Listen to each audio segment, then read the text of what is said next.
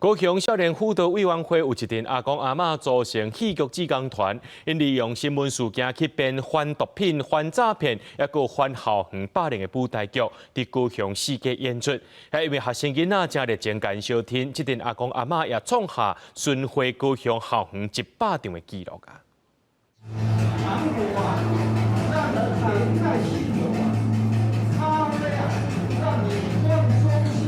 账号跟密码，还有你网络上的电脑基本跟资料。台凯的学生囡仔看甲笑嗨嗨，真足看台顶的演员年岁甲厝内的阿公阿嬷差不多。其实因是高雄少妇会的戏剧志工，来青山国小宣传反诈骗、反毒、甲反校园霸凌。这的演员年岁上大72岁，平均岁头嘛拢超过60，大部分拢退休啊。参与的志工讲，搬戏其实一点仔都无轻巧。阮这阵吼，差不多30-40个。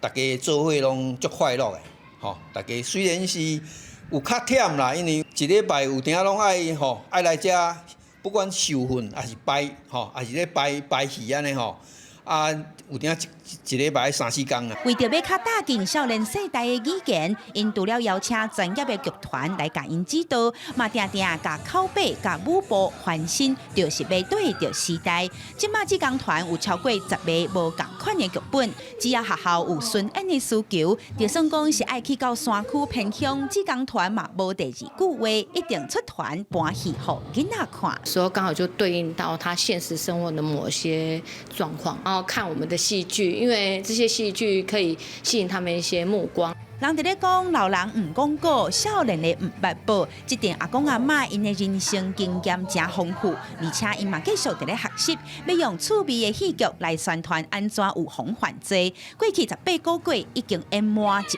场咯，超过9000个学生看过因搬的戏。因讲未来信心十足，要继续伫咧台仔顶扮演精彩的人生。记者柯昭阳高雄报道。